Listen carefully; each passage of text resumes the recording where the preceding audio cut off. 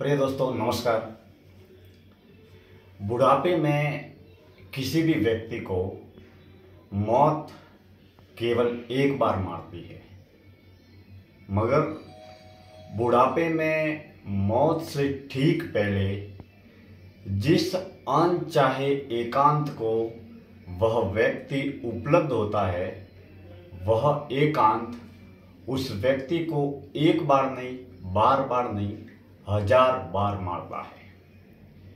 क्योंकि जन्म के बाद में बुढ़ापे तक हमारी जिंदगी कई चाहे और अनचाहे एकांत से गुजरती है।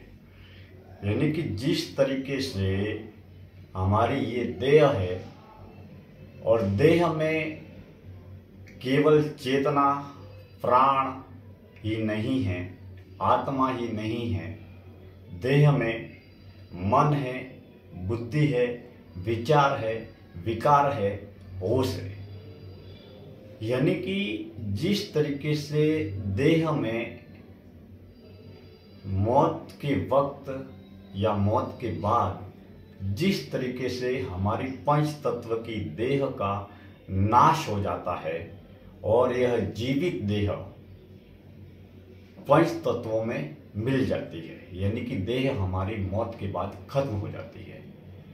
तो मौत के बाद में न केवल हमारी देह खत्म होती है, मगर देह के साथ हमारे मन, बुद्धि, विचार और विकार भी खत्म होते हैं। इसीलिए जब हम जन्म पाते हैं तो जन्म से पहले हम कौन थे, हमें कोई खबर नहीं। मौत के बाद हम क्या होंगे, हमें कोई खबर नहीं, इस बारे में कोई नहीं जानते। इस जन्म में मैं दिनेश्वर माली हूँ और ये जन्म मैंने अभी पाया है। तो जन्म से लेकर आज तक, अब तक, अभी तक जो जीवन जिया है, जो स्मृतियाँ, जो यादें पंच तत्व की देह के जरिए, जीवित देह के जरिए, पंच इंद्रियों के जरिए जिस ज्ञान, बुद्धि, विचार, सूचना, स्मृति, यादों को मन, बुद्धि, दिल, दिमाग में संजोया है, वही हमारा जीवन है। और मौत के वक्त न केवल हमारी देह का नाश होगा, हमारे मन, बुद्धि, विचार, विकार का भी नाश होगा। लेकिन देह ने और आत्मा ने मिलकर जो जीवन बनाया है और उसके जरिए जो हमने कर्म किए हैं और उस कर्म के जरिए हमारे जीवन में जिन संस्कारों का निर्माण हुआ है, वो संस्कार हमारे साथ में चलेंगे। इसीलिए संत और शास्त्र कहते हैं कि जीवन में सेवा करो, दया करो, करुणा करो, त्याग करो, तपस्या करो, सात्विक सतोगुणी वृत्ति की ओर चलो, ताकि हमारे जीवन में कर्म के जरिए अच्छे संस्कारों का निर्माण हो। जीवन एकांत से शुरू होता है और एकांत पर ही खत्म होता है। लेकिन बुढ़ापे में जो अनचाहा एकांत है वो सबसे दर्दनाक है, वो सबसे ज़्यादा खतरनाक है और वो सबसे ज़्यादा पीड़ा देने वाला है। क्योंकि बुढ़ापे में व्यक्ति मरता है तो मात्र केवल एक बार मरता है। लेकिन बुढ़ापे के वक्त जब आँखों से देखना बंद हो जाएगा, कानों से सुनाई देना बंद हो जाएगा, चेहरे पर झुर्रियाँ पड़ जाएगी, जब आप चलना चाहोगे और चल नहीं पाओगे, बोलना चाहोगे और बोल नहीं पाओगे, देखना चाहोगे और देख नहीं पाओगे, सुनना चाहोगे और सुन नहीं पाओगे, जो काम करना है वो तब आप कर नहीं पाओगे, तब आपका मन, आपकी बुद्धि, आपकी दिल, आपका होश इतना बेचैन, दुखी और पीड़ित होगा जिसकी कल्पना भी नहीं कर सकते। इसीलिए हमें हमारे जीवन में बुढ़ापे के अनचाहे, दुखी, दर्दनाक एकांत से उपलब्ध होने से पहले हमें चाहे एकांत को उपलब्ध होना चाहिए, और वो है ध्यान। हम ध्यान के जरिए अपने जितने मन, बुद्धि, विचार, विकार, होश को जितना जानते हैं, सजगता के साथ में महसूस करते हैं, उतना ही हम अपने जीवन के तमाम पहलुओं को समझते चले जाते हैं।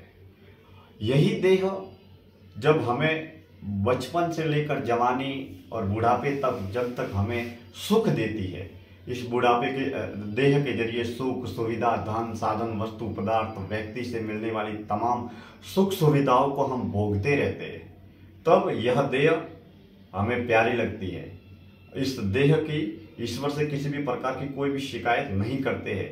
लेकिन बुढ़ापे में या दुर्घटनाओं में अगर इस देह से हमें जब दुख मिलने लगता है, पीड़ा मिलने लगती है, बीमारियां मिलने लगती है, तब हम उस परमपिता परमात्मा को याद करते हैं, ईश्वर को याद करते हैं। यानी कि जिस व्यक्ति, वस्तु, धन, साधन, पदार्थ के जरिए हमें सुख मिलता है, तब हम उस सत्य को भूल जाते हैं, ईश्वर को भूल जाते हैं। मगर जिस देह के जरिए, बीमारियों के जरिए, पीड़ा के जरिए जब हमें दुख मिलता है, तब हम सत्य की तलाश में या ईश्वर की चाह में भटकते हैं।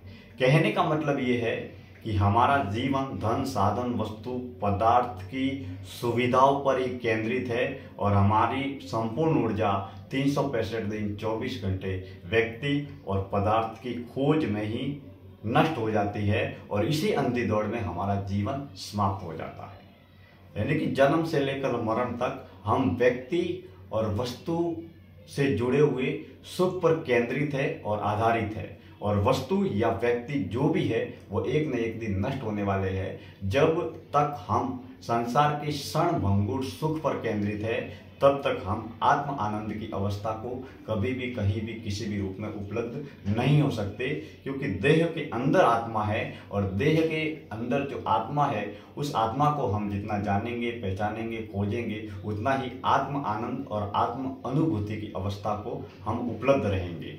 यानी कि मौत के वक्त, मौत से पहले का जो एकांत है, वो बुढ़ापे में कोई व्यक्ति एक दिन में नहीं मरता है या एक घंटे में नहीं मरता है। बुढ़ापे में मौत से पहले कई लोग साल साल, 2-2 साल, 3-3 महीने, 5-5 साल तक बुढ़ापे में खाट पर पड़े रहते हैं। तब घर परिवार के लोग, बेटे, बहू, पुत्र, रिश्तेदार, मित्र, पड़ोसी, धन दौलत, पैसा, प्रॉपर्टी, कोई भी व्यक्ति किसी भी रूप में आपकी मदद नहीं कर सकता है।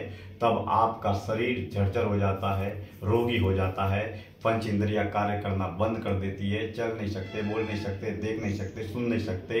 कई महीनों तक, कई साल तक आप एक अकेले खाट पर पड़े रहते हैं और उस समय केवल आपके पास में आपका मन, आपका बुद्धि, आपका विचार, आपका होश रहता है।